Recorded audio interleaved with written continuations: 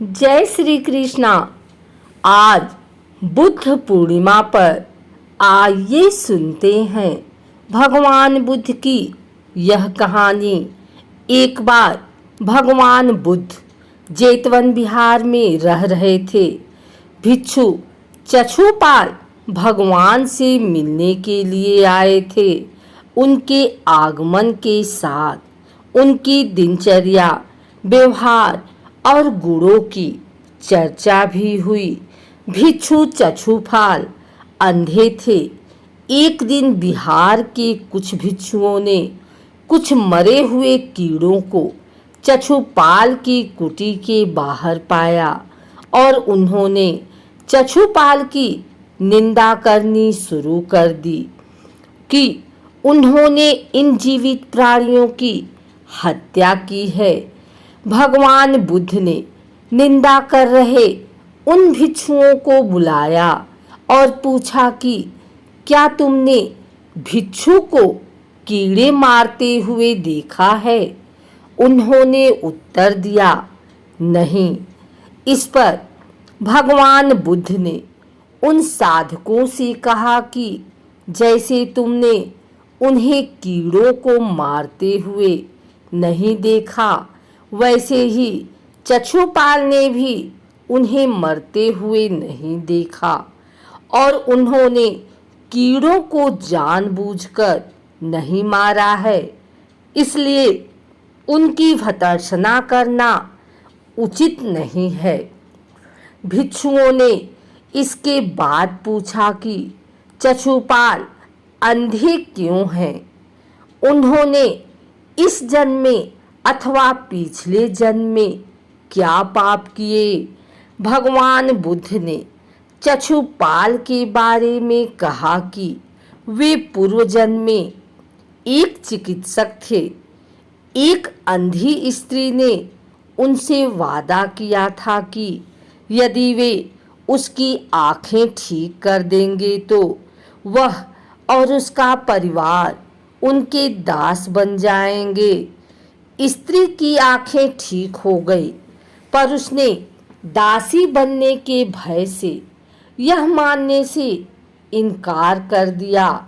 चिकित्सक को तो पता था कि उस स्त्री की आंखें ठीक हो गई है, वह झूठ बोल रही है। उसे सबक सिखाने के लिए या बदला लेने के लिए चछुपाल ने दूसरी दवा दी। उस दवा से महिला फिर अंधी हो गई। वह कितना ही रोई पीटी, लेकिन चछुपाल जरा भी नहीं पसीजा। इस पाप के फलस्वरूप अगले जन्म में चिकित्सक को अंधा बनना पड़ा। एक बार भगवान बुद्ध अपने अनुयायियों के साथ किसी गांव में उपदेश देने जा रहे थे। उस गांव से पूर्व ही मार्ग में उन लोगों को जगह जगह बहुत सारे गड्ढे खुदे हुए मिले। बुद्ध के एक शिष्य ने उन गड्ढों को देखकर जिज्ञासा प्रकट की, आखिर इस तरह गड्ढे का खुदे होने का तात्पर्य क्या है? बुद्ध बोले, पानी की तलाश में किसी व्यक्ति ने इतने गड्ढे खोदे हैं। यदि वह धैर्यपूर्वक एक ही स्थान पर गड्ढे खोदता तो उसे पानी अवश्य मिल जाता, पर वह थोड़ी देर गड्ढा खोदता और पानी न मिलने पर दूसरा गड्ढा खोदना शुरू कर देता। व्यक्ति को परिश्रम करने के साथ धैर्य भी रखना चाहिए। एक बार भगवान बुद्ध भिक्षा के लिए एक किसान के यहाँ पहुँचे। तथागत भिक्षा के लिए आया देखकर किसान उपेक्षा से बोला, श्रमण, मैं हल जोतता हूँ और तब खाता हूँ। तुम्हें भी हल जोतना और बीज बोना चाहिए और तब खाना खाना चाहिए। बुद्ध ने कहा, महाराज, मैं भी खेती ही करता हूँ। इस पर किसान को जिज्ञासा हुई और वह बोला, मैं न तुम्हारे पास हल देखता हूँ, ना बैल और ना ही खेती का स्थल। तब आप कैसे कहते हैं कि आप भी खेती ही करते हो? आप कृपया अपनी खेती के संबंध में समझाइए। बुद्ध ने कहा, महाराज, मेरे पास श्रद्धा का बीज, तपस्या रूपी वर्षा और प्रजा रूपी जोत और हल है। पाप भीरुता का दंड है, विचार रूपी रस्सी है, स्मृति और जागरूकता रूपी हल की फाल और पेनी है। मैं वचन और कर्म में संयत रहता हूँ। मैं अपनी इस खेती को बेकार घास से मुक्त रखता हूँ और आनंद की फसल काट लेने तक प्रयत्नशील रहने वाला हूँ।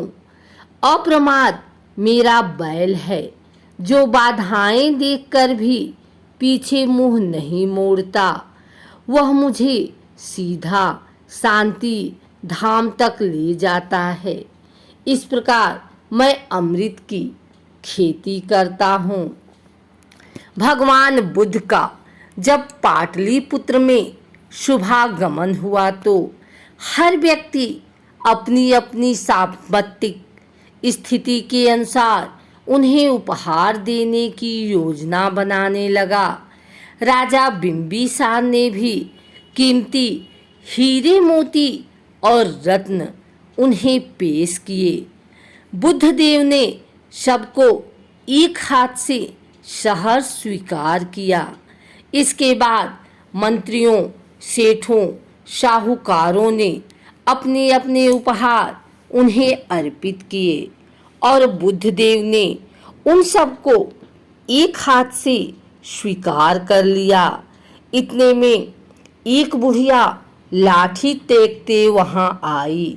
बुद्ध देव को प्रणाम कर वह बोली, भगवान, जिस समय आपके आने का समाचार मुझे मिला उस समय मैं यह अनार खा रही थी। मेरे पास कोई दूसरी चीज न होने के कारण मैं इस अधखाए फल को ही ले आई हूँ। यदि आप मेरी इच्छा तुच्छ भेंट स्वीकार करें तो मैं अहोभाग्य समझूंगी। भगवान बुद्ध ने दोनों हाथ सामने कर वह फल ग्रहण किया। राजा बिंबिसार ने जब यह देखा तो उन्होंने बुद्ध देव से कहा, भगवान, क्षमा करें, एक प्रश्न पूछना चाहता हूँ। हम सब ने आपको कीमती और बड़े बड़े उपहार दिए जिन्हें आपने एक हाथ से ग्रहण किया, लेकिन इस बुढ़िया द्वारा दिए गए छोटे एवं जूठे फल को आपने दोनों हाथों से ग्रहण किया। ऐसा क्यों? यह सुन बुद्ध देव मुस्कुराए और बोले, राजन, आप सबने अवश्य बहुमूल्य उपहार दिए हैं, किंतु यह सब आपकी संपत्ति का 10वां हिस्सा भी नहीं है। आपने यह दान दीनों और गरीबों की भलाई के लिए नहीं किया है, इसलिए आपका यह दान सात्विक दान की श्रेणी में नहीं आ सकता।